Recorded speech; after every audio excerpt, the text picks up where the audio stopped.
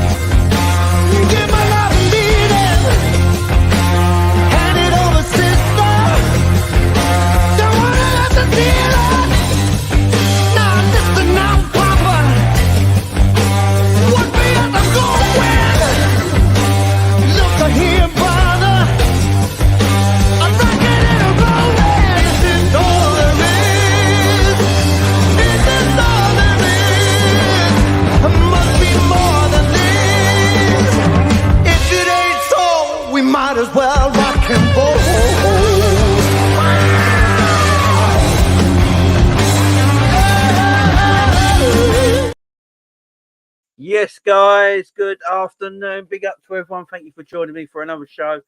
Apologies. So, as everyone saw, this show was meant at a start time of 11 a.m. this morning, yeah? That was never meant to be the start time. I have no idea what happened there.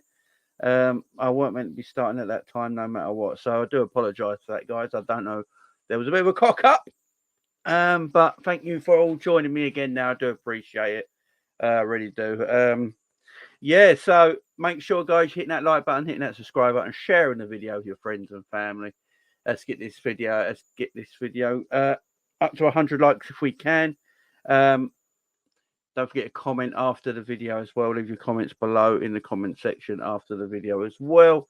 But guys, look, we're going to talk about FSG. It's a subject no one wants to talk about. It's a hard subject to talk about. I'm going to talk about it.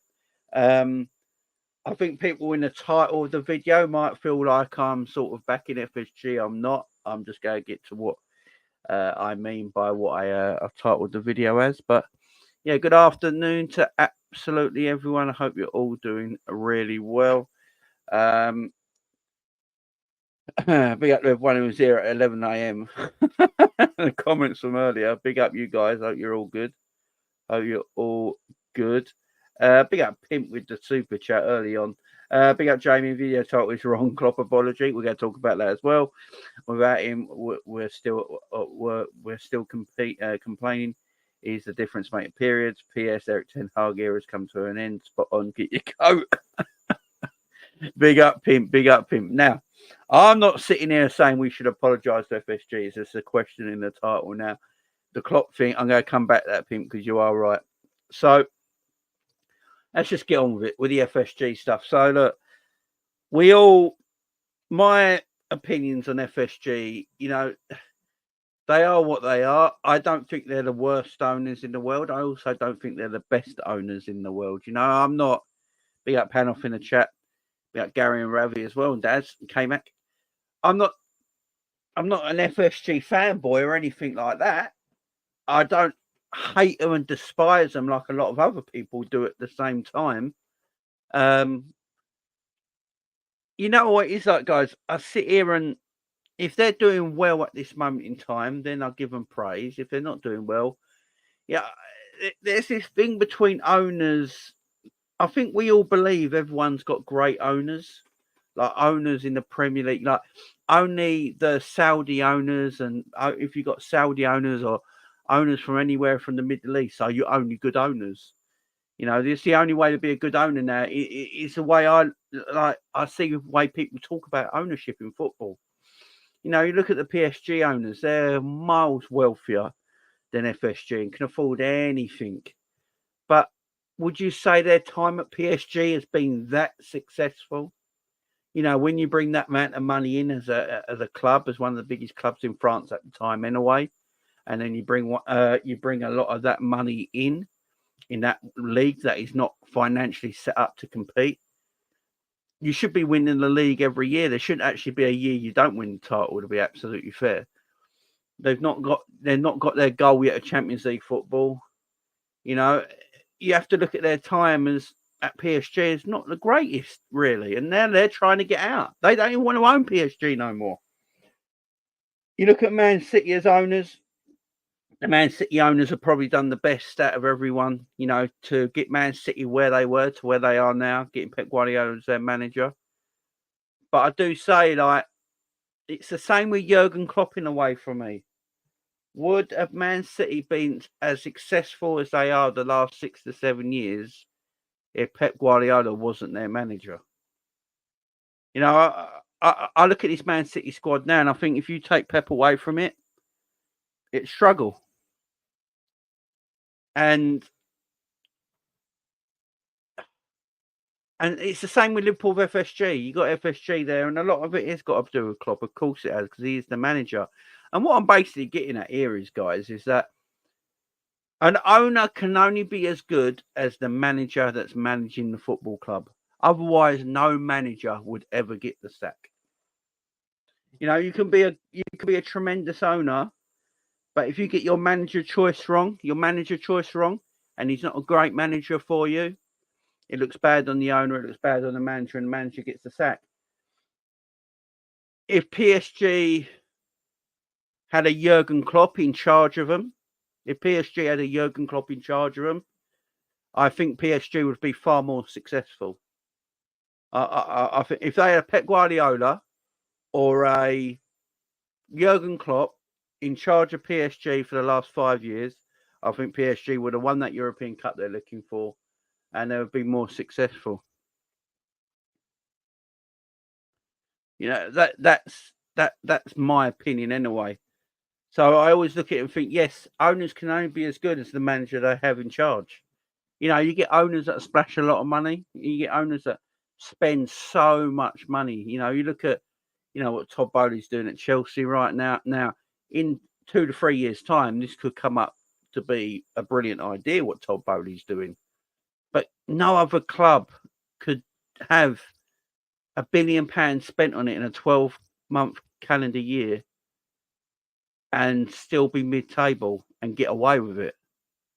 You know, it just tells me that Chelsea ain't a big team. That's all that tells me.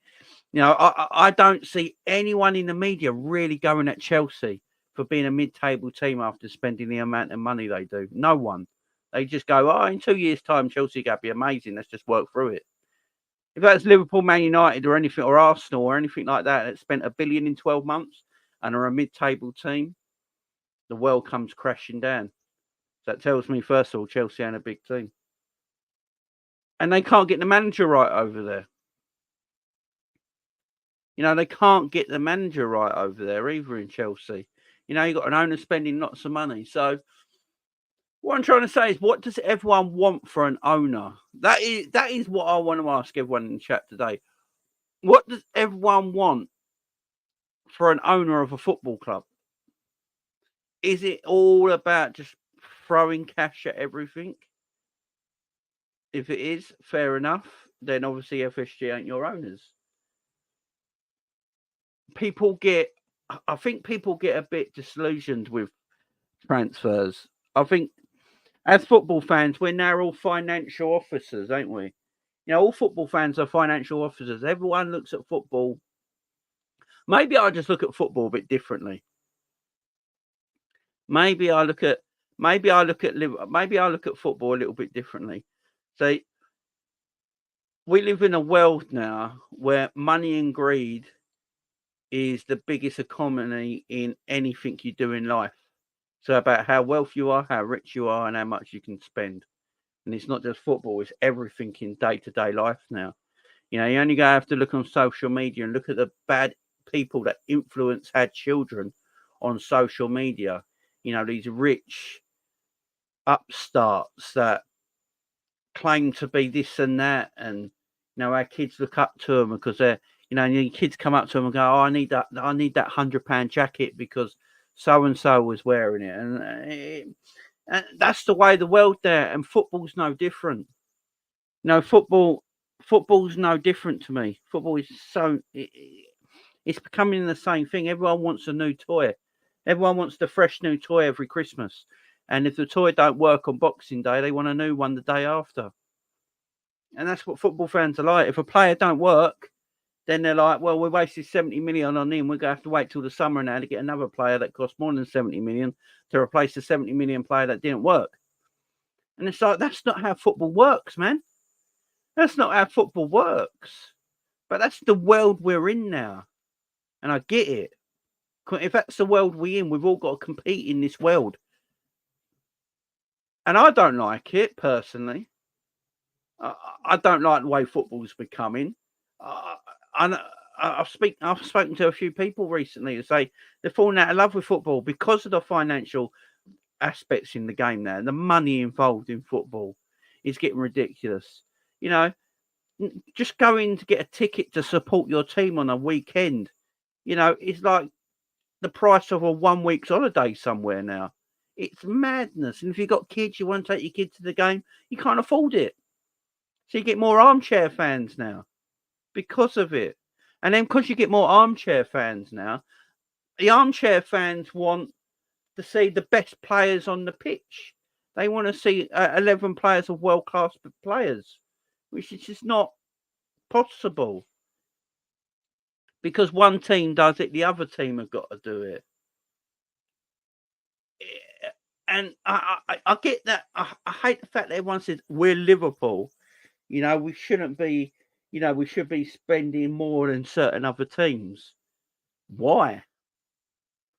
What gives us any right to spend more than Aston Villa? What gives Liverpool any right to spend more than, you know, anyone else? You know, I keep saying this time and time again. It's not how well you spend. It's not how much you spend money. It's how well you spend it. Do I care if Bournemouth and Aston Villa spent more than us in a summer transfer window if we bought better players? Don't care. I really don't care. If Liverpool bought better players than Bournemouth and Villa and they spent more money than us in that summer, don't bother me. I don't care because I'm looking at it and going, I don't care. I've got this player, that player, and that player, and they're all better than what you just bought.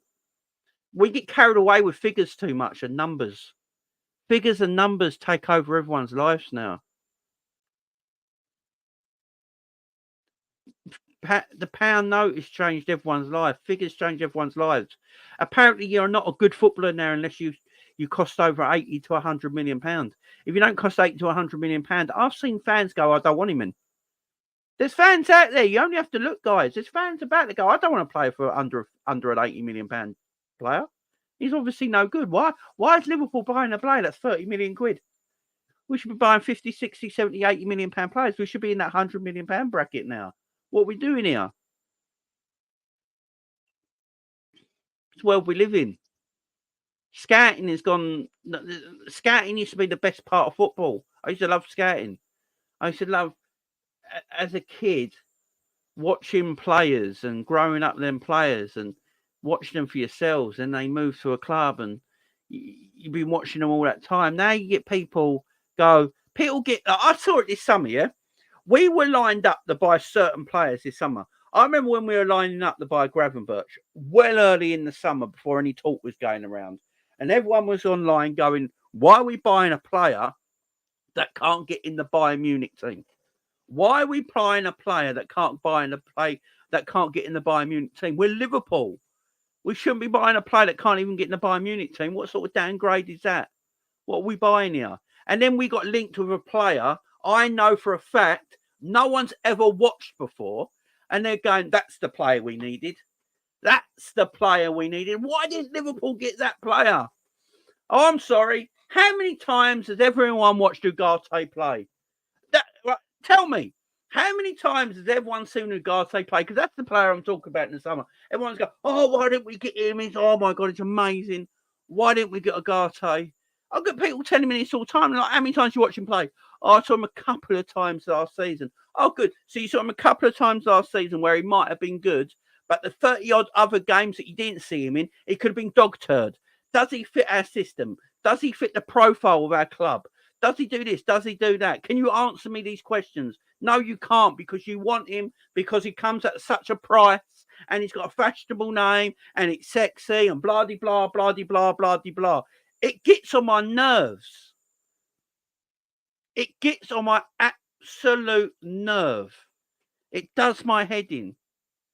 I get sick and tired of it. Absolutely sick and tired of it. And now all these people are going, oh, Gravenberch, what a signing. I can't believe we bought him for 32.5 million. Oh, my God, we pulled Bayern's pants down for that. What are Bayern doing? Not playing him. How can Bayern Munich not be playing Gravenberch all last season? What a player he is. What a player we got now. I'm not... Yeah. See? See what happens when you scout a player? When you look for a player that fits your system and profile? Now, do I want players like Mbappe in my football team? Of course I do. Am I realistic at the same time? Yes. And people will go, oh, have Liverpool got any ambition? They'd go and get Mbappe. Oh, okay. So why haven't Man City gone and got Mbappe? Why haven't Manchester City, the richest club in the world, gone and got Mbappe, and the whole time Pep Guardiola's been at Man City? Why have they never gone and got him? Are they not showing ambition for getting Mbappe? Because it's all I see on social media. Because this is all people tell you. When you come up with a why, all they answer you with, oh, it lacks ambition. And then when I reply, so teams that are richer than us, i.e. Man City and stuff like that, why have they never gone for Mbappe? Well, why? Why? They're far richer than Liverpool. They can afford Mbappe if they want to. If Manchester City really want to, and their owners and Pep Guardiola, they could easily stroll up to PSG tomorrow, have a talk to the agents, go, look, and we're willing to buy Mbappe and do whatever it does. You know, we don't care. Right? But they're not going to. Does it lack ambition?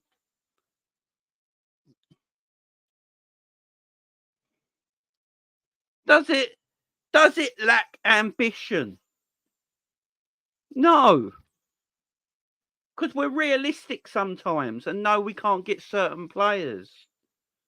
Now, this summer, Liverpool, for me, had a very good transfer summer. I still see people moaning. We didn't get a DM. We did get a DM. Toro Endo's a DM. People might not like it, but he is a defensive midfielder, right? And I'm going to get to him in a bit because I actually think he's a lot better than people give him credit for. And then people moan about, oh, we ain't got a centre-back. We didn't get a centre-back. It's like, did anyone here at the beginning of the summer expect us to lose our whole midfield in one summer? We lost our whole midfield in one summer, yeah? So Ox went, Chamberlain went, Milner went, Henderson went, Fabinho went. 5 key players to the Jurgen Klopp way of playing. 5 key players that helped Liverpool and Jurgen Klopp go to where they wanted to go to, yeah? Right? All left in one summer. And we brought in Toro Endo, Gravenberch, Szoboszlai, and McAllister. And everyone is now praising our midfield. You got rival fans saying Liverpool's midfield looks good again. They're looking good again. You know, once they next season, Liverpool are going to be a handful. You got Liverpool fans going, oh, wow, you know, our midfield's a joy to watch at last. Watching players like Szoboszlai, McAllister, and Gravenberch, you know, who can actually kick and run, you know, can play into passing, you know, can do 2-yard passes, 8-yard passes, 25-yard passes, split the atom, all that crap, yeah? And they're doing well, and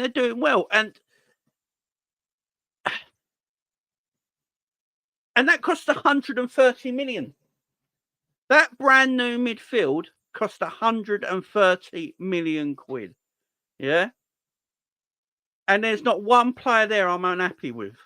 Even with Toro Endo in the games he's playing now, and the more games he's playing recently, I think Klopp's doing a great thing with Toro Endo right now. And Toro Endo spoke out about this as well. He said that he's learning the way Klopp wants him to play. It's exactly the same with Fabinho. Exactly the same thing happened with Fabinho. And Fabinho went missing for ages, came out and said he's learning the way Klopp wants him to play. And also with Toro Endo saying Klopp's telling him he wants him to be a footballing number 6, getting the ball and passing it forward. you know, quickly, which Wataru Endo does. He's actually a better passer. I think Wataru Endo is a better passer than people expected. He's decent on the ball, right? He's good on the ball.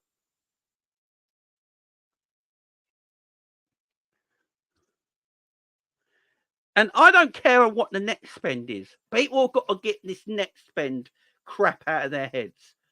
The net spend stuff has got to leave everyone's heads. It doesn't matter. Why does net spend bother people so much? I don't give a shit about net spend because it's not a real thing. You can't have net spend when you're selling and buying people in transitions. You can't have net spend. Unless I'm buying someone for the full amount of money up front and selling someone for the full amount of money up front, it's the only time you can have net spend. You can't have net spend when you're buying somebody up front for 5 million and then you're doing the rest over a contract. You can't. That's the way. It's just madness to me. I don't get why people care about net spend so much. I don't give a shit about net spend. I don't understand it. If Liverpool spent 300 million one summer, yeah, if Liverpool spent 300 million one summer and they sold 210 million pounds worth of talent in the same summer, their net spend is 90 million. Liverpool's net spend would be 90 million, and people would still be moaning, "Oh, our net spend was 90 million this summer. Why can we never have a really high net spend?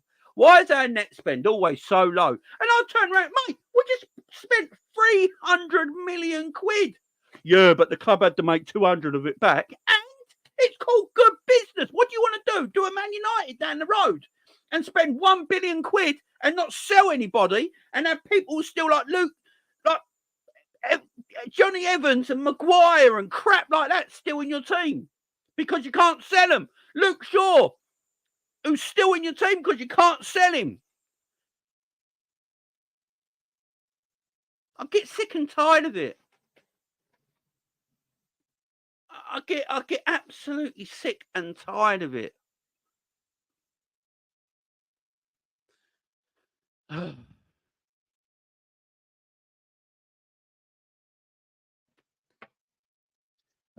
Mick says FSC don't deserve an apology. We didn't get any of our top targets. Got 4 in after sending half the squad. So Mick M, big up to you, my friend. I just want to ask you one thing. Are you happy with Gravenberch, Szoboszlai, McAllister? Are you happy with them midfielders? And who are our top targets? If we're on about Jude Bellingham, this is the thing about top targets, yeah?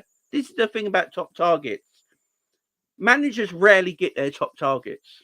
It's so difficult for a manager to get their top targets, yeah? Jude Bellingham was always going to Real Madrid. Can we just get this out of our system, guys? Real Madrid were always getting Jude Bellingham. Jude Bellingham played everybody. Big up Jude Bellingham. He deserves a round of applause for it because he played the world. He was always going to Real Madrid. He even spoke about this. What? If you can't get your top targets, you've got to have plan B and C in mind. That's what every team have got to do. If you can't get your top target, you've got to have plan B and C in mind. Now, we couldn't get Jude Bellingham because he wanted Real Madrid. So Liverpool went and got Dominic Szoboszlai. Perfect. Absolutely perfect. I'm happy with that. I'm absolutely happy with that. Absolutely happy with that. It's just madness to me. How people keep talking about net spend. I don't get it. It's madness. FSG cheapskates have just got lucky. The master Klopp in charge. So, big up, my friend. Jurgen Klopp did not buy Szoboszlai, Gravenberch, and McAllister. I don't mean to hurt people's feelings with this, but they didn't. Yeah? It's just madness. Do you know the player Klopp did buy? And he's even spoke about it in press conferences. I've got facts on this. Was Wataru Endo. So out of all the midfielders we bought this summer, the one Klopp wanted the most was Wataru Endo. Can we stop the madness? Can we get off the train? It's just doing me nutting now. People just care about money so much. when we spend really well. Do you want to be Man United, guys? Right. I'm going to ask everyone in chat right now. Do you want the Glazers in charge of Liverpool? It's a simple question, yes or no. Do you want the Glazers in charge of Liverpool Football Club? Because they spend more money in Man United spend more money than Liverpool every transfer window. So do you want the Glazers in charge of Liverpool Football Club? With everything that goes with the Glazers.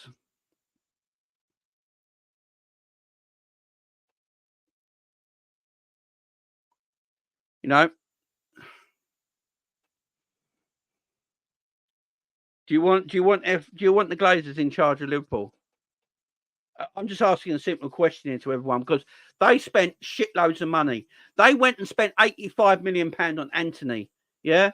Who I told everyone, don't watch the Eredivisie and look at him at Ajax and think, oh, there's a player for 85 million. Liverpool fans actually, here's the thing for you. When the day Anthony signed for Man United, there was Liverpool fans actually pissed off that Liverpool didn't make an attempt to buy Anthony from Ajax.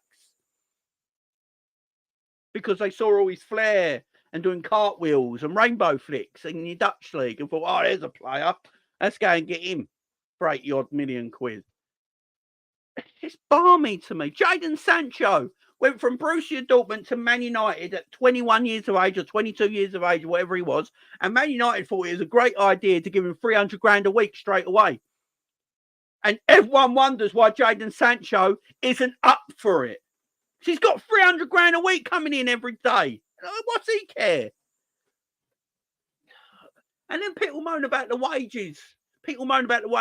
Oh, it's disgusting that Luis Diaz only gets 120 grand a week. Has anyone asked Luis Diaz if he's disgusted by it? Literally, has anyone gone to Luis Diaz and gone, mate, are you disgusted that this club is only giving you 120 grand a week? Because I've not heard him moan.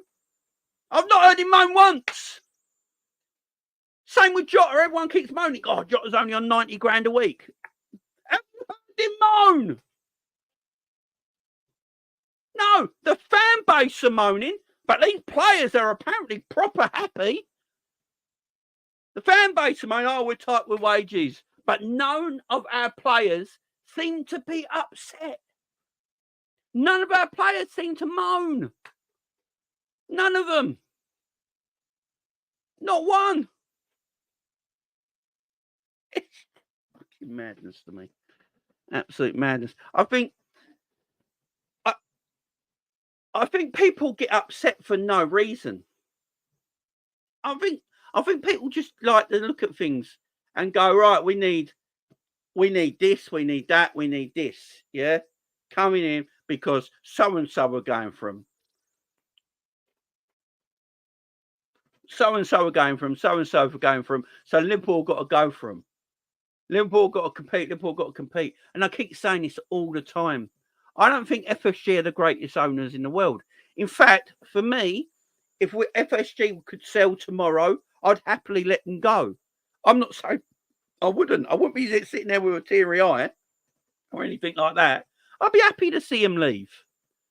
But I just don't think they're the monsters and awful that everyone makes them out to be. Yes, they got Jurgen Klopp in charge, right? And as I said at the beginning of the video, managers make the owners sometimes, and the owner makes the manager, vice versa. If they work well together and they've got a good partnership, yeah, they will work well with each other. You know, if Klopp's got a vision, the way he wants to take the club, and he's got a vision where he wants the club to go, and he knows how he wants to compete, and the owners back him on that financial mission, then Jurgen Klopp would be happy. You know, everyone keeps saying, oh, what would Jurgen do with more money? What would Jurgen do with more money? None of us will ever know. And the fact of the matter is, Jurgen can't be that upset because this is his 8th year at Liverpool. And everyone would tell me, oh, he loves the club, that's why he stays. Yeah, but at the same time, everyone keeps telling me that he's upset that he's not getting the financial help he wants to at Liverpool Football Club, and he's making his life harder. But he's staying because he loves the club. Would you stay in your job because you love where you work, but your manager went, you know what, son, John, come over here. You're never getting a promotion. As long as I'm the owner of this business, you are never getting a promotion. You're going to stay an office worker on the basic salary you are now for the next 5 years. I leave in 5 years. After that, that person might change their mind, promote you, and give you more of a salary. Would you stay at that job? I wouldn't. I'd wake up the next morning and go, why would I want to go into this job when my owner, my boss, has just told me I'm never going to get promoted and my basic salary is never going to change in the next 5 years? I've got what I've got. How depressing is that every day? So everyone keeps telling me, oh, Klopp wants this, Klopp wants that, Klopp wants this, Klopp wants that, Klopp wants this. Man seems happy to me. Man seems happy to me. He's got his mojo back. He's smiling again. He's got the players he wants now. Klopp's been speaking about it. He's got the players he wants in now. He's proper happy. He's loving the team again. He's loving the boys. Pause. And he's got his spirits back, and he looks like he wants to put a title challenge in again because he's got the right players to put in a title challenge now. He's got the right players to put in a title challenge. You know,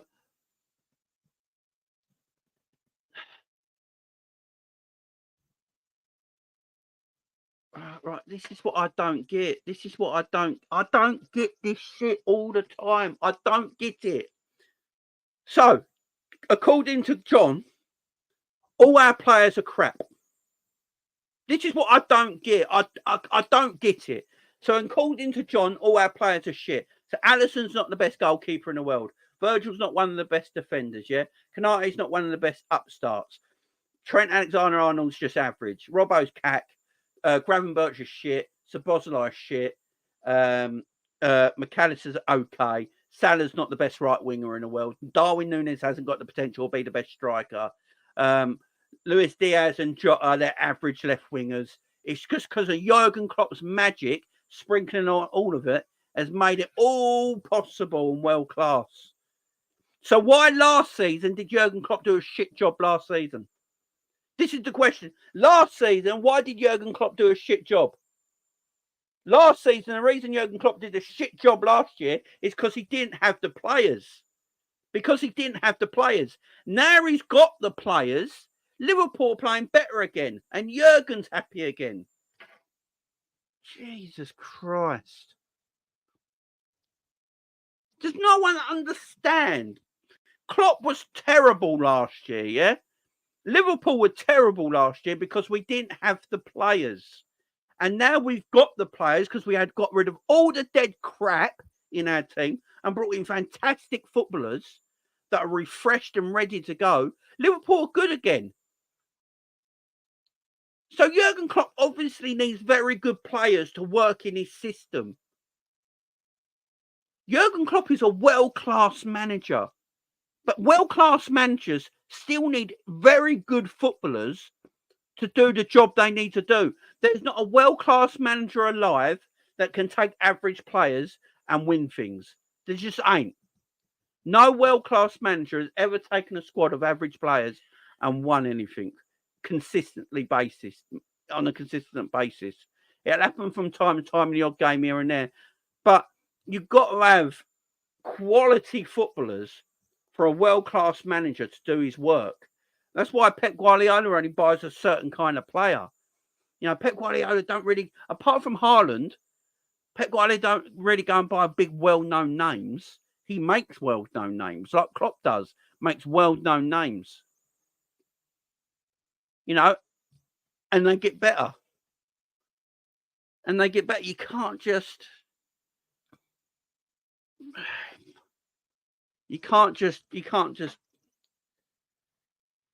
Oh, FSG haven't given anything. He's spending money the club generates. What's wrong with that? I don't get anything wrong with that, though. Bit early. Again, I agree with that. I don't have a problem with it either. I don't have the problem. You're either self-sufficient football club like Liverpool, or you're owned by the most wealthy owners and spend their own money. It's either way. You're either sustainable and you spend on what you receive, or you have really, really, really, really wealthy owners who just put their hand in their pocket constantly. It's the two. By the way, the last chairman, owner of a football club that spent all his own money on transfers and everything was the Inter Milan owner. And now, you know, Inter Milan have got financial difficulties. So you've got to be careful on these things. You know what I'm saying? But I'm not saying here. I'm not saying that Liverpool are like the FSG are well owned, are great with us or anything like that. And I don't think they deserve an apology either. That's why there's a question mark on the title, guys. FSG apology, question mark. Because I'm asking the question. Do I think we owe them an apology? No. I think they got to carry on what they did this summer, next summer, and the summer after, and the summer after. If they keep buying this kind of quality of footballer next summer and the summer after that and the summer after that, then I can sit there and go, right, now you're doing what we wanted you to do. Now, buy the right players for our manager. Don't go and buy them duds. Don't go and buy them dead players. Don't go and buy players just so you can moneyball them like a Davis and stuff like that, where you know our managers never go to play them. It's a pointless bit of business in the transfer window. Like an Arthur Melo, you know for a fact Jurgen Klopp is not going to play Arthur Melo. Don't buy him. It's pointless. Buy the players the manager wants that fits his system and the way he wants to play. That's what I'm saying to you guys. Don't go and buy average dead players that are not. That's FSG's issue. That's why I'm not giving them an apology either. I'm still 50-50 with them right now. They've got to show this caliber of transfer window every summer. So next summer, I know we're doing the defence, right? So the news coming out of Liverpool is that Liverpool will go do the defence next summer. That's what they've done. Forwards to mid. They're doing it season by season, yeah? They go do the defence in the summer. I want them to make sure they get defenders that are similar to the signings we made this summer in midfielders in Gravenberch and Szoboszlai and stuff like that. Go and get defenders equal to the quality of midfielders we bought this summer. And then next season, I'll be looking at it and going, hang on, they got that midfield in last summer.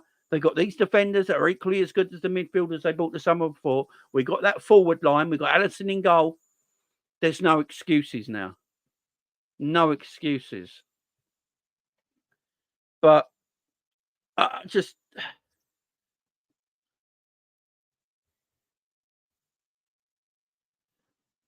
And I agree with Ernie here. I want to give credit to the people that really deserve it. That's me, Klopp and Co.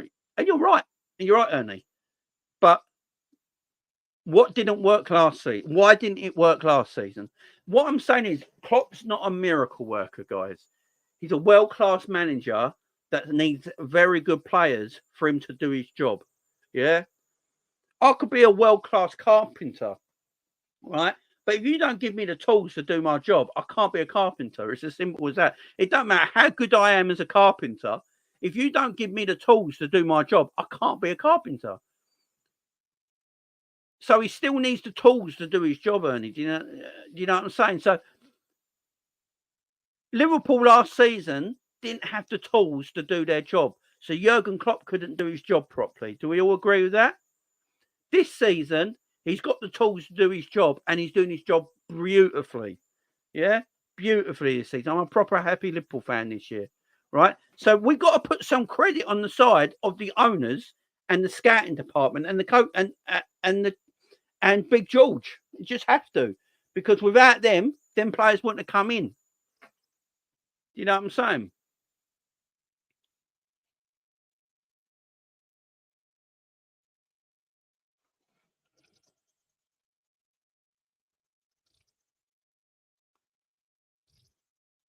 Big up, Frank. But Frank, that's the issue, see? If FSG walks tomorrow, I wouldn't share a tear. I agree. It's Klopp that's made Liverpool's team, not the owners. I'm 50-50 on that. And we've seen last season, no investment, no calls. So there was no investment last summer, yeah? So Jurgen Klopp couldn't do his job, right? So we finished 5th. We had investment this year, and Jurgen Klopp got better players. And now Klopp can do his job. What are people not understanding with this? I don't get it. I don't get what people are not understanding. I'm not here praising FSG, but we actually got to give them a bit of credit this summer because they got Klopp the players, they got him, and now he can do his job properly. That's why Liverpool was shit last year, because lacking investment, and that was FSG's fault. I did FSG out videos last season. Everyone go back on my channel. You'll see it. FSG out videos. I was pissed off with the whole club. I wanted the whole club gone. I wanted Klopp gone. I wanted the owners gone. I wanted Pep Lijnders gone. I wanted the scouting team gone. I want Wendy from Dining gone. I wanted everyone in our football club gone last season, because everyone last season were completely crap in the job they were doing. Absolutely shocking. Yeah? All of them. Every single member of our football club were crap. That's the owners to the manager to the players to the staff. All crap. Yeah? This season is different. The club woke up at last and decided, you know what, we might as well give Klopp some bloody players this year. Went and changed our whole midfield, and guess what? We're winning again. We look good again. People are afraid of us again. Yeah? Because Klopp's got the players he needs now to play. So we have to give some praise to the owners for really getting the players in that Jurgen needs. And I've been continuously saying this. I am not apologising to FSG. FSG have got to continuously now look at it and go, right, we have got to keep getting the calibre of footballer that we got this summer, next summer, and then the summer after, and then the summer after that, and then the summer after that. No owners are perfect, guys. I've said this at the beginning of the video. Look at the PSG owners. If Jurgen Klopp or Pep Guardiola were manager of PSG for the last 5 years, for me, there'd be a bigger force in Europe. There'd be a bigger force in football. They'll probably won a European Cup by now, in my opinion. Yeah, with all the money available. You know, they've gone through manager after manager after manager at PSG. They can't get it quite right. You know, owners are only as good as their manager and their right appointments they make. If they make the right appointment, like Liverpool did in Jurgen Klopp, he will build the team to amazing standards, like Alex Ferguson did at Man United. Yeah, Alex Ferguson built Man United in the 90s. He built that football club to the dynasty that it is today, the biggest club in the world, probably. Yeah, you know, financially anyway. And that's down to the manager. Yeah, the owners at the time, before the Glazers that sat at Man United, you know, that hired Ferguson and kept him going, did a good job, but they could only be as good as Ferguson was at his job at Man United, yeah? And it's the same with Jurgen Klopp at Liverpool. It's the same with Shankly back in the 50s and 60s. It's the same with everyone going forward. You have to hire the right manager. And then when that manager is in charge of your football club, you've got to let the manager run the day-to-day work of your football club. You've got to let, if he's got a vision where he wants your football club to go, you have got to back his vision. If you don't back his vision, then that's the issue here. Last season, they didn't back his vision. Now, do I think FSG are a team?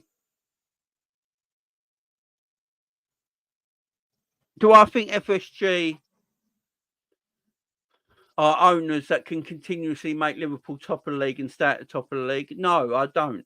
And that's another reason why I'm saying, guys, if they sold the club tomorrow, I'll be happy about it. But does any club apart from Man City do everything in their power to achieve success every year? That's a question I want to give everyone in the chat right now. Apart from Manchester City, is there any other club in this league that does everything in their power to try and be successful? Or do they just do enough for their team to be semi-successful, finish European places, or finish higher than mid-table if they're a mid-table team, and get the financial rewards after it? You know? That's what I'm saying. Is there any team? Because I'll tell you what right now, every single Premier League team could probably go out and afford the best players in the world.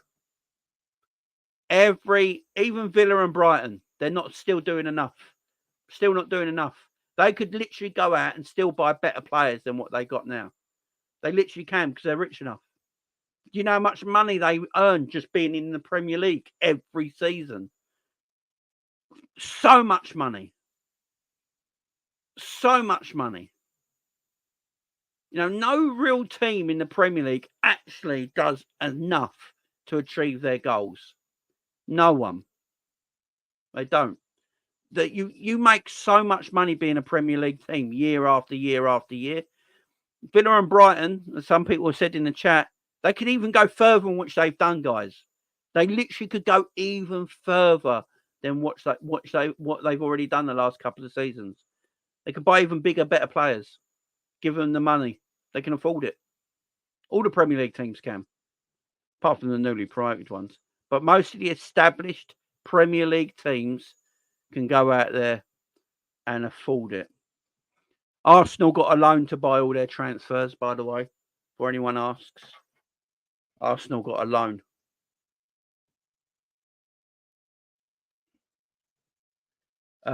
Big up Gangadita Sucha, LFC 1.0 underachieved. We didn't strengthen in our principle, although FSG aren't solely to blame. The own us and the standards are set from the top and filters to the bottom as a whole.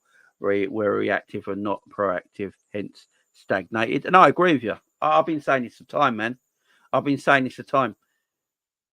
Yeah, the FSG, I keep saying it, they don't do enough to get Liverpool to stay top of the league financially. FSG could do more than they're doing, guys. Don't get me wrong. FSG could do more than they're doing right now. Easily more than what they're doing right now. Without a shadow of a doubt, but they don't. And that's what pees us off. Right? And I agree with you. But I believe apart from Man City, every owner in the Premier League is exactly the same. Every team. Every team. You know, there's no team apart from Man City who probably does more to try and win things than probably it's just probably Man City. You know, you look at Liverpool. Liverpool do enough to get into the top four. FSG's prerogative is that Liverpool have to play Champions League every year, right? That's their prerogative, right? And that's an issue to me because their prerogative should be Liverpool win the Premier League every year.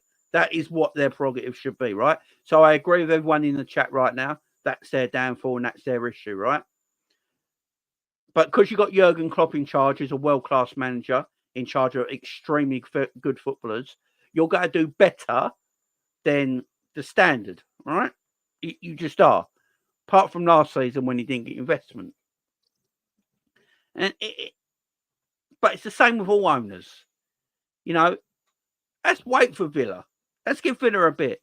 Let's see how much Villa push in January and next summer and the summer after to really become top four team. Let's see. Let's wait on that. Let's see what happens when teams come along and buy some of their good players next summer or the summer after. Let's see what happens then. Are they going to do enough? That's the only team I see that does enough to win things are Manchester City. They're the only team I see in the Premier League that do it occasionally all the time. If Arsenal really wanted to win the Premier League in January, they would have bought more than just Trossard. When Saliba was injured and all that, they should have gone and got another defender, made sure they won the Premier League. But Arsenal didn't do enough to make sure they won the Premier League last year. Arsenal, for me, haven't done enough to win the Premier League this year. Yeah? They haven't done enough. They needed to do a little bit more for me to get over the line. Now, Liverpool haven't done enough for me to win the Premier League this year. I've already said it. Liverpool will be, for me, challenging next year when we sort out our defence a little bit more. Next year, Liverpool will push. But because we've got a manager in Jurgen Klopp who is world-class, guys, we can actually push this season because I don't think anyone's actually that good. I don't think City and Arsenal are that great. You know, and Liverpool can go and catch them because you've got Jurgen Klopp in charge, the right man in charge of the football club.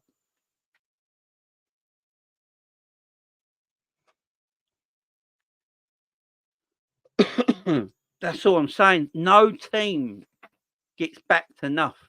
No team gets backed enough. You can all, you know, your established Premier League teams, the money that a lot of these established Premier League teams receive year in, year out is extraordinary. The figures are stupid, like real stupid. Liverpool could have spent 400 million this summer without an issue, in my opinion. They could have spent 400 million this summer without an issue because they get most of it back just being in the Premier League and commercial-wise.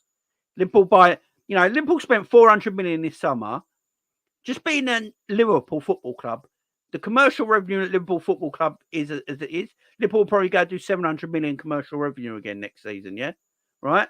And then just being in the Premier League alone and getting the Premier League money. Liverpool spending 300 to 400 million in the summer, yeah? It should be happening. It should be. But they're not doing enough. Arsenal are not doing enough. Chelsea are doing too much. West Ham are not doing enough. Liverpool are not doing enough. Brighton are not doing enough. Villa are not doing enough. Every owner in this football club could go a little bit more because of the money they make.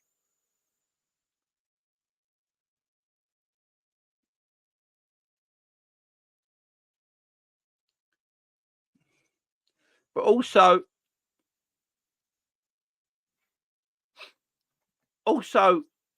with that, with FSG, I'm only giving a little bit of praise this season because they got Jurgen Klopp the tools that he needed. That's the only reason I'm giving him a little praise this season, because they gave him the tools that were needed, yeah?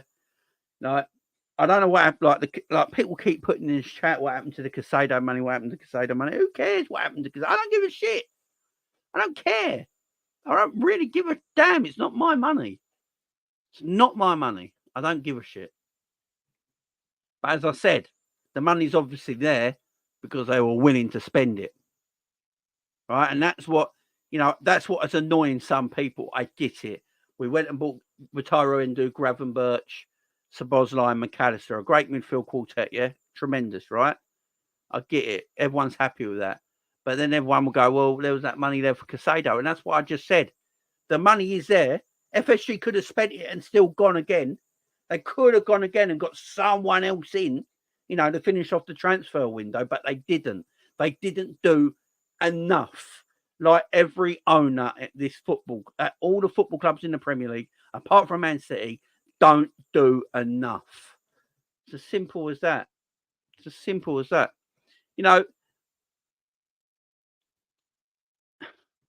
See, Trudon wants Qatari ownership. Are we just looking at Man City that are state-owned as the example with state-owned ownership, guys? I'm just asking that in the chat now. Are we just looking at Man City and we're looking at what happens with state ownership? Because it's not always successful, It's not always successful, not all the time.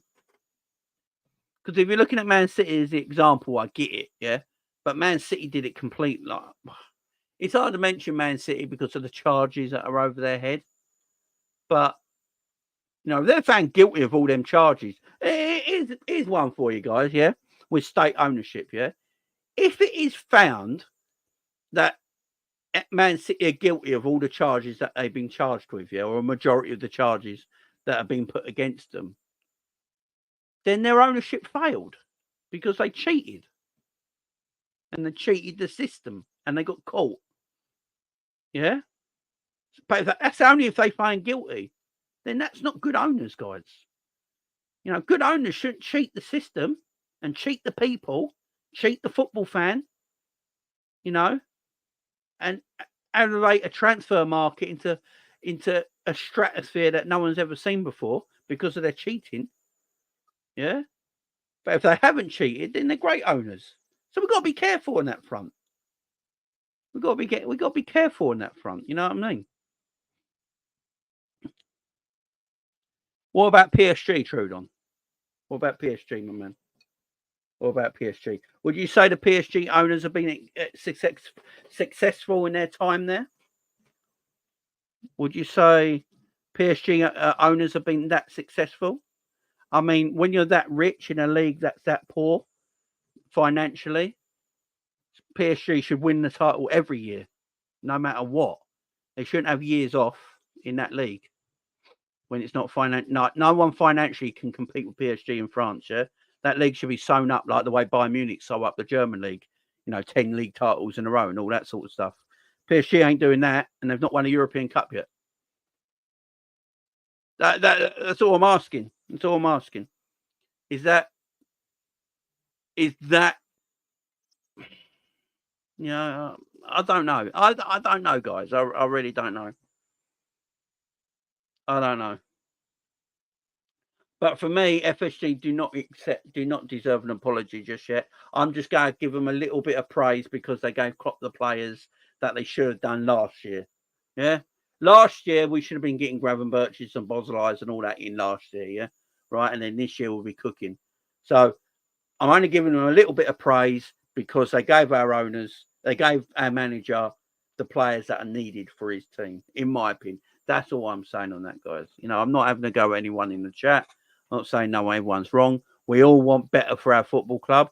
I might want something different to the way, I don't know, John wants it in the chat or Captain Sal wants it in the chat or something like that. We might all see differently on the way football's run and the way football's a business now and things like that. You know what I'm saying?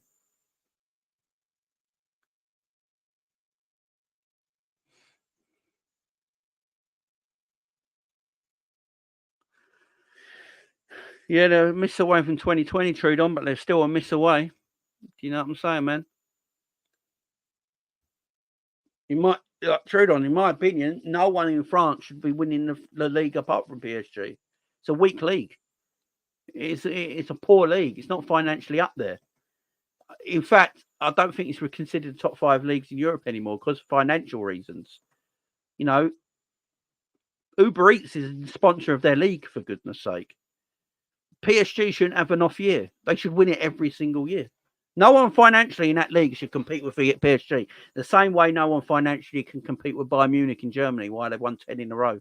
And also in that same time, won European Cups. They won European Cups and leagues in that same time. So, and even the PSG owner wants out. So I don't know if it's a total success, my friend. I don't know if it's a total success. Big up, John. Hi, Jamie. Do you think we'll get Andre in January? In your opinion, would you rate FSG out of 10? I would give him a 7. I think, yeah, Andre, I think it has to happen now.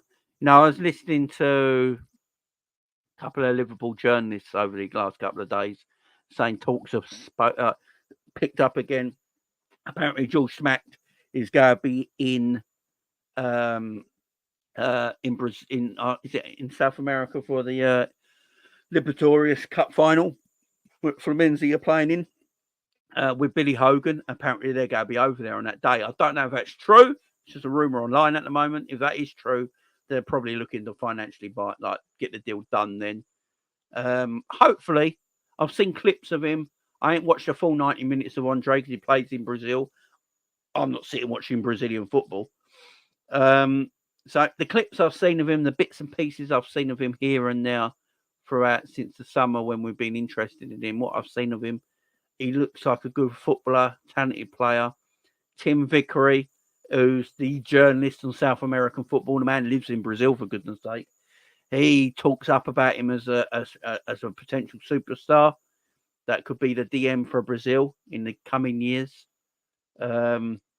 And he also thinks that Tim Vickery, I think, spoke to Sky Sports News today and said that Liverpool, it looks like Liverpool will come in for him in January. So fingers crossed, because what I think of him, what I've heard of him, what I've seen little bits of him, I think he'll fit nicely in Liverpool's team personally. And that's a young quartet in midfield. Then you got Andre's 22, I believe. You got Spozzo just turned 23, McAllister 24, and then you got Curtis Jones there. You got Gravenberch there. You got Harvey Elliott there. You got Stefan Bajcetic there.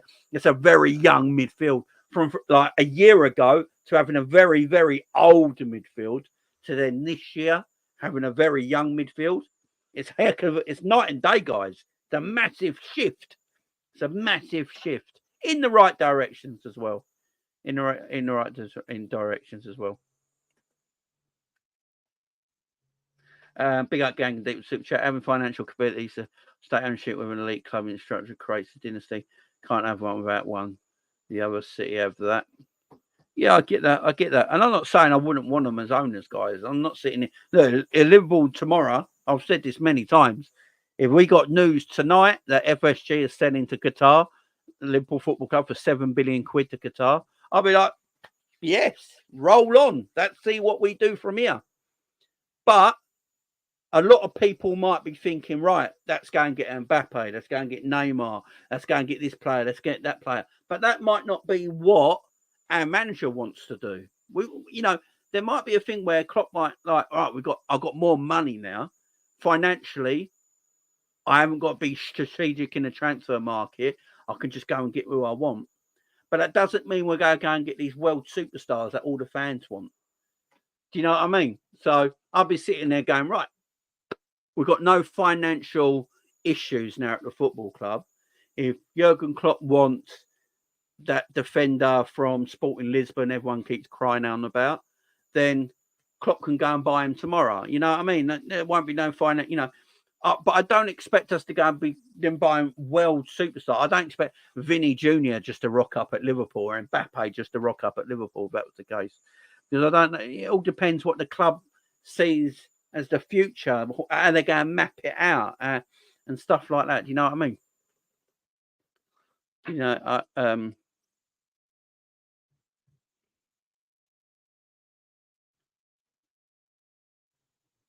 See, I agree with this. This is what I basically agree with what Gunben says here. I don't blame FSG. I think they spend well and put trust in Klopp to buy cheap gems. But if we want to go to the next level, we need new owners, but not any owner of football team, man. Yeah, like I agree, Gunben here. This is where I'm sort of at. Yeah, this is where I'm sort of at. FSG are very good at getting us from the bottom of the mountain to the top of the mountain. But can they keep you at the top of the mountain? And that's the difference. And I've seen some other people talk about this as well, that there's no proof that FSG can do you that without Jurgen Klopp. And that's a fair comment to make. It's an extremely fair comment to make, because can FSG under a different manager do what they're doing now? I don't know. We're not going to know till it happens, guys. It's just guesswork, ain't it? I suppose we can look at it before Jurgen arrived. So if we look at it before Jurgen arrived, yeah, FSG came to Liverpool with a totally different team that they have at Liverpool right now. Yeah, Damien Comodi was the sporting director who told FSG a bunch of lies. Yeah, because FSG didn't know what they were doing. You had, all the crap in the background. The people they've sacked now that have gone, absolutely useless at their jobs. The CEOs, the CEOs, and the sporting directors, and the scouts and all that were terrible at their job when FSG arrived. It's a brand new team now. It's a totally different team. So, going from where FSG arrived with Liverpool before Klopp arrived to where Liverpool are now, it's a totally different company under Liverpool. Liverpool got different scouts. They got different CEOs. They got different management. All this is completely different to when they arrived. Damien Comodi fed them lies. He said Brendan Rodgers just wanted to be in charge of transfers and buy any player. Don't matter who it is. And FSG obliged. What we got to remember is FSG obliged back then and just bought any player. We were just buying players. Look at FSG's transfer windows before Klopp arrived. We were buying players. But none of them were any good because they didn't know what they were doing, because they had Damien Comodi telling them, oh, this is going to be a player. This is going to be a player. And Brendan Rodgers going, this is going to be a player. This is going to be a player. You know what I mean? So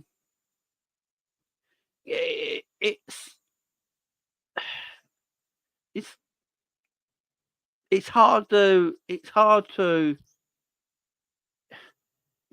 know how well FSG would run now with the business they got now, with the people they got in charge of the football club now. You got to remember, guys, FSG don't run the football club. I keep telling this to people all the time. FSG don't run the football club. It's like a franchise. Liverpool is like a franchise to them. Billy Hogan and Mike Gordon are in charge of running Liverpool Football Club, yeah?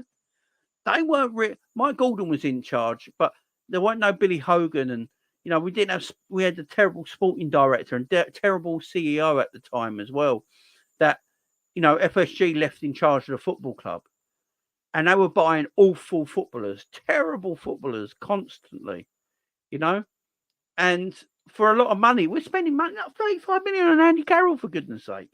We're spending ridiculous money at the time. Sissoko and all these crap players coming to our football club, Balotellis, Barinis, Joe Allen's. We're spending money, good money, on terrible footballers. So I don't know how well FSG will be with Liverpool without a Jurgen Klopp right now with the new team that FSG have. That would be interesting to see. You know, that'd be interesting. Lazar Markovic. It'd be interesting to see, guys, where Liverpool would be. You know, Liverpool's academy is better now than it was then as well. They put more emphasis in the academy. You know, when they moved the academy to Kirkby, is it? When they moved the academy and all that and built up the new academy and put money into the academy is now better than what it was back in the Rodgers and that era. You know, everything is better now. And that's got to do with everyone at the football club, by the way. You've got to big up Jurgen Klopp, you know, because he set this dynasty up. So you've got to give him all the credit in the world. And he does deserve all the credit. I'm not coming at anyone if they think Jurgen Klopp's the reason. He is the reason because he's the manager. Like Alex Ferguson was the reason Man United are the way they were. Like Liverpool are the way they were because of Bill Shankly back in the day. You know, all these reasons why these great teams that you remember in your lifetime was because of their managers. No one really spoke about owners. You know, no one really spoke about the AC Milan owners back in the day when AC Milan were just tearing up the world, or when Ajax were tearing up the world in the mid-90s, Liverpool in the 80s and 70s. You know, it's because of great managers, the people on the front line. Yeah, that's who we were praising. That's who you remember. Yeah, and Klopp, Pep Guardiola, Alex Ferguson. These players, these managers have made dynasties of their football teams. And it's because of them. Yeah. And I agree with all of you on that. Yeah. I do. So maybe Liverpool do fall down a little bit when Jurgen Klopp goes. But I'm telling you right now, guys, Man City will fall a little bit when Pep Guardiola goes. There's no doubt about that. When Pep Guardiola leaves Man City, does anyone actually think Man City go carry on the way they were under Pep Guardiola with a different manager? Of course they're not going to be, because there's no one better than Pep Guardiola. So anyone you're getting in is a downgrade. So your team's going to be a little less better than it was under Pep Guardiola. It's just, it don't matter who your owners are. You know, it's just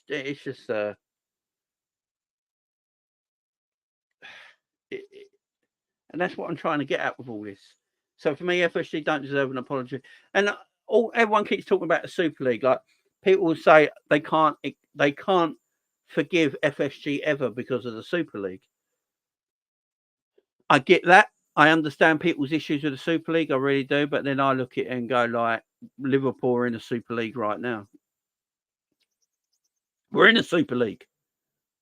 The financially wealthy win everything. We're in the Super League right now. What's the difference? Everyone keeps going on about if the Super League was here now, it would ruin the pyramid of football for the lower teams and all that. We're ruining the pyramid of football right now. I don't see anyone helping out Bolton financially. I didn't see anyone helping out Bury financially. Now, we keep going on about the Super League, and we can't forgive these owners because they were going to the Super League and it would destroy football because there's no relegation, no promotion, and the teams below will never have a chance. So you financially keep them out of it. You're financially keeping the lower league teams out of it because they can never grow and get to where you are right now because it's a closed shop. Well, ain't it a closed shop right now, guys? I'm being truthful. Isn't football a closed shop right now? Because I don't see any of the big teams in the world helping out the lower teams when they got financial difficulties. Does anyone else? Does anyone see that?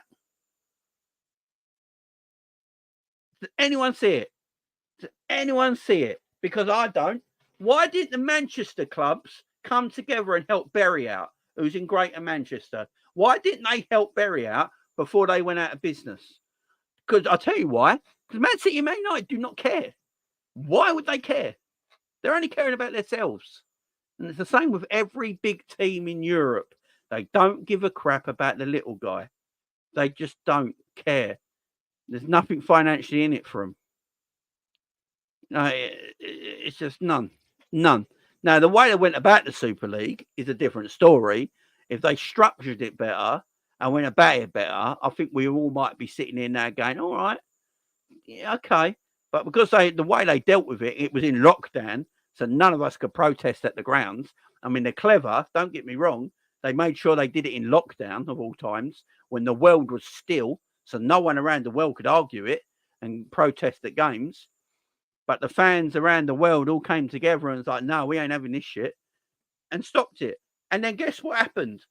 The Super League got stopped, and then UEFA looked at it and went, "I'll tell you what, I actually like that idea from the Super League. We'll steal it." So what's happened is, guys, Super League stopped, no Super League, and then UEFA looked at it and went, "We like the idea, we'll steal it." So we still got a Super League. Wait till next season, guys, when the Champions League's changed. You'll all see. Next season's going to be balmy with the brand new Champions League format. It's basically a league. It's a group. It's a massive league. It's a Champions League. It's for the financially more best.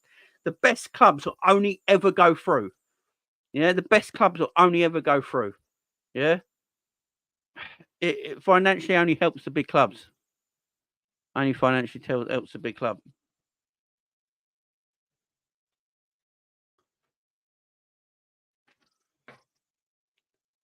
I agree with that, Gang and Deep. I think Man City is still win things, but they won't be the team they are now. There won't be no like 4 in a row, 3 in a row, no trebles or anything like that, because you can't get better than Pep Guardiola, can you? And I actually think City might go for a bit of a turmoil spell. Same with Liverpool. You know, these managers are so great. It don't matter who they are, because they're such great managers, that I think Liverpool and Man City will both go through a little bit of a spell of, changing managers, swapping managers, trying to come up with the right ideas. But because City have got that financial support, like you say, Gang and Deep, they will probably still go on to be successful in areas. Might win the odd thing here and there, but it won't be anything like it is now for Liverpool and for Manchester City. There's no doubt about that, and I agree. I totally agree with you there. I do. I think Liverpool will struggle a little bit because of the financial, financially set up. They're not like Man City. But again, it, as I keep saying, you can be state owned. If you don't get the right manager in, still don't mean you're going to be successful, guys. That's the same thing at the end of the day. City went for a few teams. You've got to have the right manager to still be successful. It don't matter who you owned by. Don't matter who you buy, because that manager could come in, right, and it could be owned by the wealthiest owners in the world, and they go buy this and that, and it doesn't work. And it doesn't work. The manager gets a sack. Yeah, and then we're sitting here with a Jurgen Klopp that we all love and praise and love to the moon and back, who's been at the club for 8 years now, with a safety net wrapped around us. And then we could get new owners, financially better owners, yeah. But then they don't get the right manager, and we could be sitting there going with a Chelsea who spent £1 billion, guys. We could do a Chelsea and spent £1 billion and gone through 5 managers. That could be Liverpool. We don't know. So you still need the right manager in mind to still be successful, no matter how rich you are as a football club. No matter how rich you are as a football club.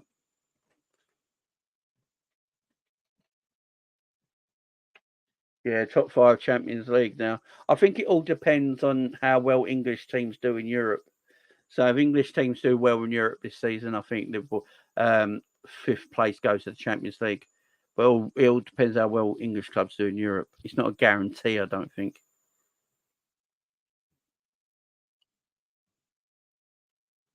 Yeah, exactly. That's what I'm saying, Gangadee.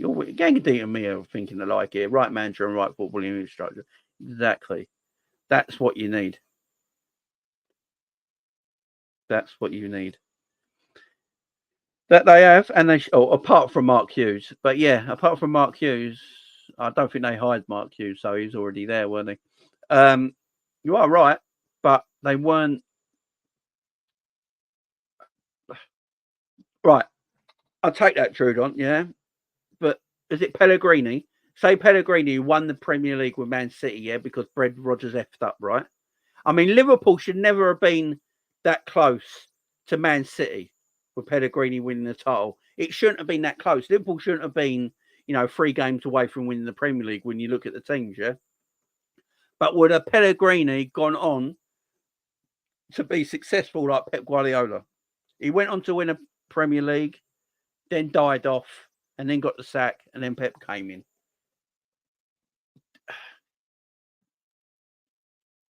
This is what I'm saying. You can win the odd title here and there, but do you want sustained success? That's what I'm getting at. We might have Qatari owners and we might win one league title again, yeah? And then we don't win another one for 3 years. Yeah, because you still got extremely strong teams like Arsenal, Manchester United, Manchester City, Chelsea. You got to think Man United to get it right eventually. You know, you still got Aston Villa are coming up. You got very strong teams in the Premier League. So for Pep to do what he's done under City is incredible. Yeah, absolutely incredible. We could win one title and then we might not win another one for 3 or 4 years because of the strength of the Premier League. And I think fans will still get a bit pissed off. I think fans want continued success. I think they want to be succeeding at the front line constantly. And that's what I'm saying there. But I get what you're saying a little bit. It ends in my man, I hope you're doing well. Yeah, Mark Hughes was already there. Yeah, Pellegrini won the League Cup and the Premier League, right? He did a double that season, then the following season got the sack. But the problem is the Man City stuff, guys. We don't know. We're living in limbo. You know, the Man City stuff, we are living in limbo, guys, because at this moment in time, you have to put a big asterisk next to everything because they've got 115 charges against them. Yeah. So at this moment in time, we're in a bit in limbo and all this. Because if they did get found guilty of it all, then they haven't won anything. And that shows also the quality of the Liverpool team that we're up against that team. That if they do get found guilty of stuff, I mean, it just makes us a little bit stronger, don't it?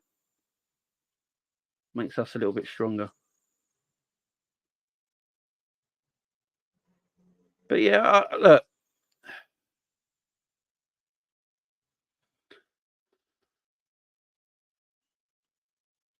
There has to be balance of all this sort of stuff, guys. You know, the right manager, right owners, right players. You get a bit lucky. Everyone gets a bit lucky. No, it don't matter how well class of a coach you are and a manager you are, still have a little bit of luck in there somewhere, you know, that helps you win things.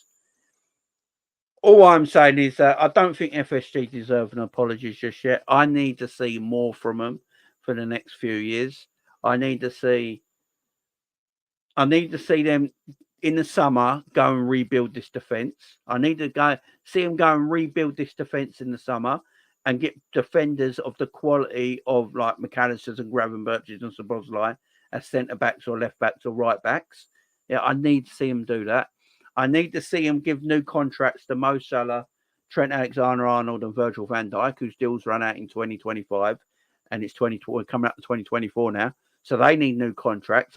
I need to see them put pen to paper as well.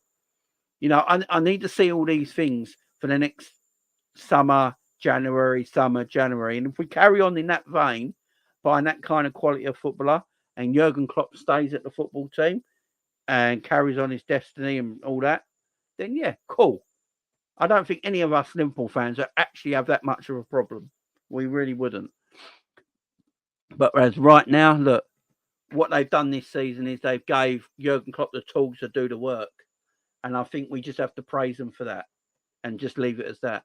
We can't sit here and pretend Klopp bought these players because he didn't. You know, Klopp didn't go out and go and get these footballers. Klopp didn't scout these footballers. Klopp didn't, you know, go to games and watch these players. And, you know, that's all down to the scouting department, the data department, and George Schmack. People might not like it, but George Schmack turned our midfield around in one summer. You know, people might not like it because he's enemy number one. But to be fair to him, he changed our midfield in one summer, and he was the sporting director that did it. So we've got to give all these people praise, and then we've got to give Jurgen Klopp praise because now he's got the tools to do his job, and he's doing it well. So that's where I sit on it, man. That's where I sit on it. This is very true. Just be thankful Brendan didn't win the Premier League because if he did, he would have never got the sack. And we probably never would have got Jurgen. We would have missed out. That is so true, man. That is so true. That is so true. The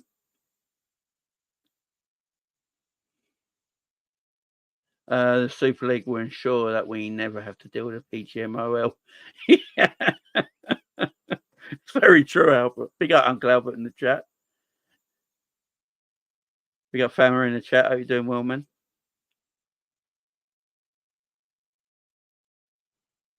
Arsenal, United, and Chelsea have the worst, most delusional fan base in the world.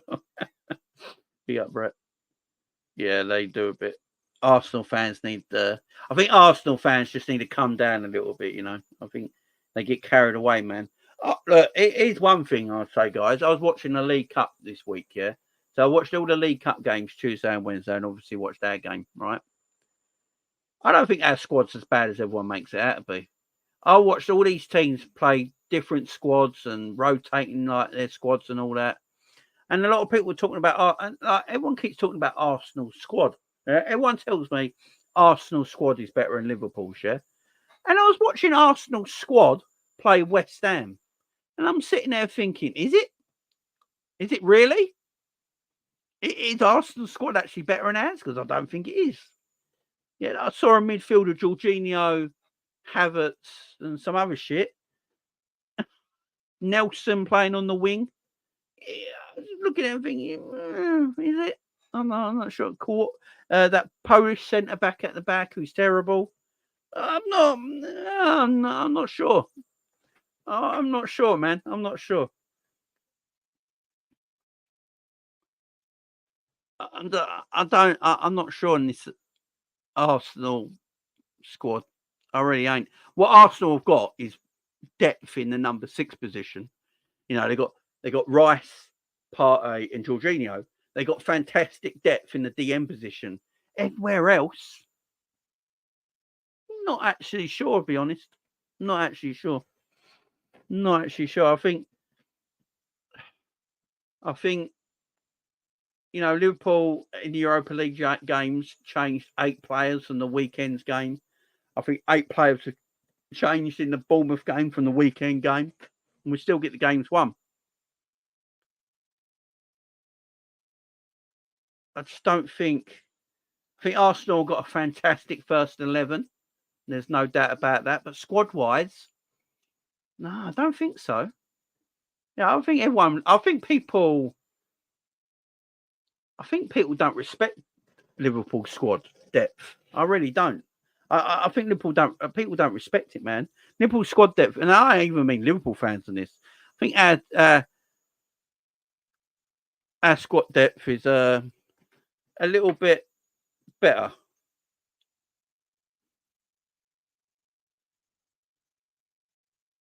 And people probably give it a bit of credit for.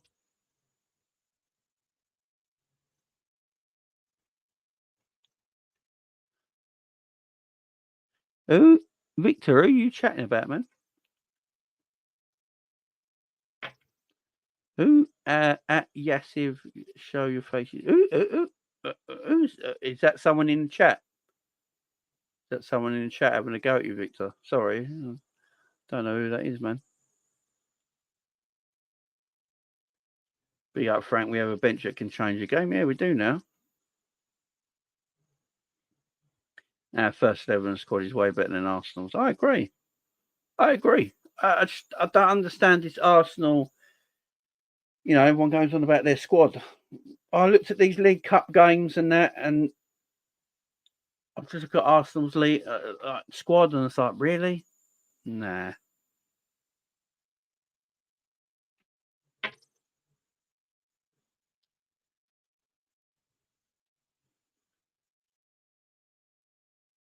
Yeah, Spurs are playing well this season.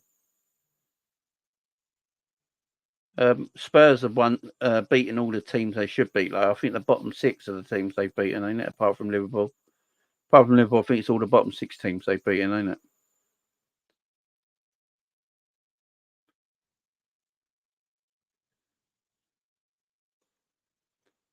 Man City don't have the best squad in Europe anymore. Real Madrid have. Yeah, Real Madrid definitely have, yeah. I agree. Afternoon, the question is simple. Which team in the league have the best defence, midfield and forward line? Whew. Probably say... I would say City have the best defence and midfield and Liverpool have the best forward line. Yeah. Yeah, I'd say you got to look at the players. The players they got in that back line is mad, City. And then midfield, saying that, I look at their midfield right now, their midfield options. Who would I have out of their midfield fit and available right now? Probably Rodri. I wouldn't have Kovacic anywhere near my team. I wouldn't have Phillips anywhere near my team. Then you got Bernardo Silva is quality.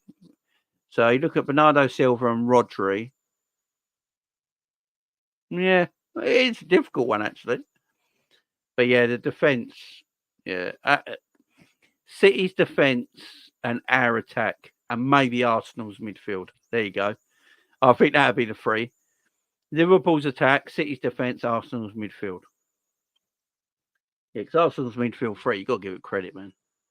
It's a good midfield three. So yeah, that'd be the ultimate team. That'd be the ultimate team. Kevin De Bruyne, maybe. Yeah, I think Kevin De Bruyne is on the decline now. Not footballing wise, just injury wise, fitness wise. I think Kevin De Bruyne as a footballer is always going to be world class, but I think his body's starting to decline a little bit now.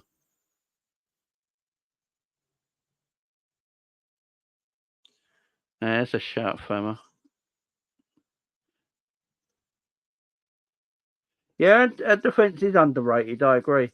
I just think City just got a bit more depth. But yeah, our it is underrated. I think Virgil. People keep saying Virgil's done. Like rival fans keep saying Virgil's done. It's like you ain't been watching Liverpool games. If you think Virgil's done, you ain't been watching Liverpool games. Virgil's been excellent. He's made an error here and there, but every defender makes errors. Kanate, obviously, he's got a high ceiling. Matip's been excellent. I think Joe Gomez has not really put a foot wrong this season. I think Joe Gomez has been very good. And then we've got Gerald Kwanzaa. Gerald Kwanzaa, man. Oh, my God, this player.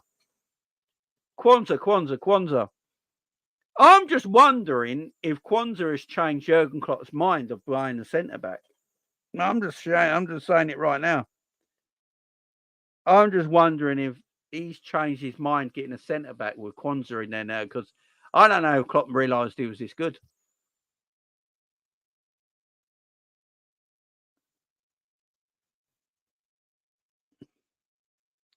Oh, big up, Frank. Enjoy your lecture, my friend.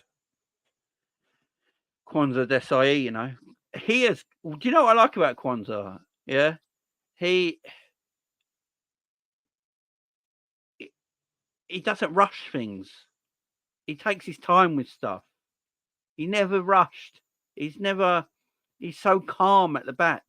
He's very, very calm. He's like that Virgil-like player. He's just calm. You never see him hurried. You never see him rushed. He's defensively position. What I've seen of him play so far, defensively, he looks a decent player as well. You know, his positioning is really good. He heads the ball out. He's got good size. He's an athlete. He's quick. He's not slow at all. You know, the man's got talent. The man's got talent. You know, I think Kwanzaa is Kwanzaa's the future. There's no doubt about it. You know, and that depth there, Kwanzaa, Virgil, Gomez, Matip, and Kanate. That's not to be sniffed at. That's not to be sniffed at all. In that centre back area, not to be sniffed at. Then we've got that forward line. Then we've got that brand new midfield. Then we've got Alisson in goal, best keeper in the world. It's not a bad team, guys. It is not a bad team. The depth in our team is better than what people think and giving it credit for. You know, I go on rival channels a lot. I go and speak to rival fans and all that, and they always mention, "Oh, your squad in your team will come up eventually." Like, so really, is anyone's squad that perfect? I don't know.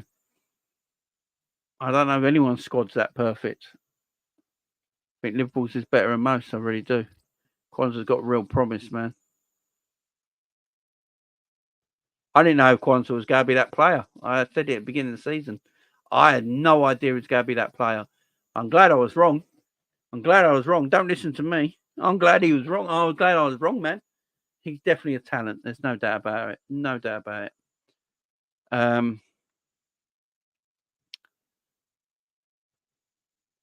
Hopefully we'll go into Christmas first in the league. Need to win next 2 games. Take a draw against City away, to be honest. Yeah, so we got Luton on Sunday, and then we got Brentford at home, haven't we? And then it's the international break. Then we come up from the international break, and the powers that be have decided to put Liverpool Man City at 12:30 in the afternoon. That's nice of them again, ain't it? But that's massive, that game. Liverpool Man City. If we take a draw, I'll take a draw away to the Etihad. No doubt about it. If we beat Luton and Brentford, put ourselves in a great position, get a draw against Man City. Yeah, I'm happy, man. Happy. Gotta be at Anfield first time. Big up, man.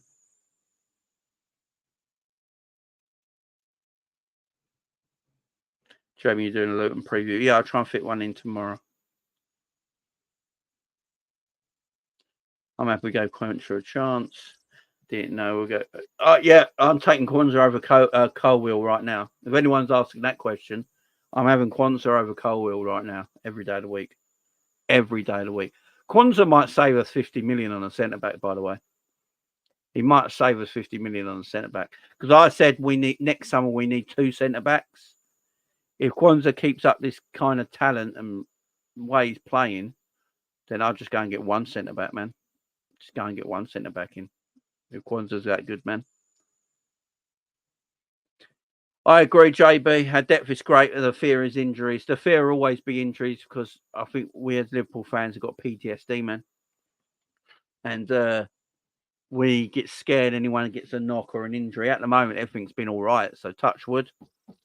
Everything carries on to be all right in the injury front, to be honest, guys. But yeah, big up to everyone. I saw someone mention earlier the Mark Goldbridge and Saeed feud that's happening online at the moment. I only saw the Mark Goldbridge clip today because I saw, is it Saeed? I saw do his video about Ten Hag. Now, I think every football fan has the right to say what they feel, in my opinion. Now, Mark Goldbridge is basically saying he did it for clicks and likes and content. Yeah, that's what he did it for. Did it for clicks, likes, and content. That's what he did it for. I don't believe that's the truth. I believe he goes to every game. Give Saeed his credit. He goes home and away every week by the look of it. Goes to every game, and I'm not saying that makes him have more of a say, but he felt his frustration, and he thinks his manager's not up for it no more. And Mark Goldbridge has got a different feel with it. He thinks his manager is up for it if he gets backed properly. So there's no right or wrong here. I just don't think you should go after a player. You should go after a fan who does make content for a living. It's his job, and he makes content for a living. But I don't think you should go after a fan for having a different view to your own. And he's not just doing it for content. It's what he believes. And if that's what he believes, you shouldn't be going after him. You know, Ten Hag's not a good manager. You know, he's not a good coach. You know, he's just not that great. Some fans will want him to stay. Some fans will want him to go. You shouldn't have a go about opinions with different opinions, you know. People with different opinions. I like watching Mark Goldbridge. He cracks me up. I think he's funny. I like watching Saheed's channel as well. I think he has good guests on there. And when Man United are having a terrible time, it's hilarious to watch. Yeah. But I also watch his channel when he has James Redmond on there and stuff like that. And, you know, he does that North-South divide and all that sort of stuff. And it's good shows. It's good content. It's good. It's talking about football. And everyone's got different content, you know. So he makes different content than Mark Goldbridge. That doesn't mean Mark Goldbridge is correct on everything he says because he's like the biggest football YouTuber in the world and like has millions and millions of people watching and stuff like that. Doesn't mean he's right in everything he says. But you know, lay off fans who have different opinions. You know, there's Liverpool fans that make content that I don't agree with, and But I'm not going to sit here and say, I was just doing it for content and, you know, what they're saying is crybabies and are wrong. No, I have a debate about it, have a chat about it.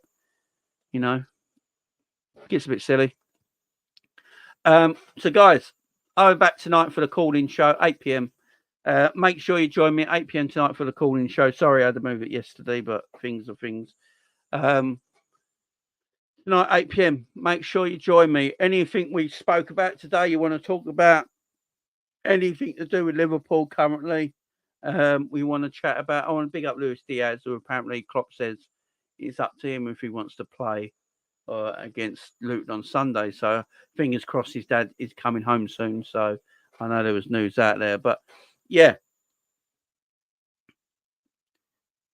Make sure you come and join me tonight, 8 p.m. for the call-in show. Come on, have your say. Anything Liverpool. Much love, guys. And yeah, I'll see you tonight, 8 p.m. Enjoy the rest of your day. Bye-bye for now.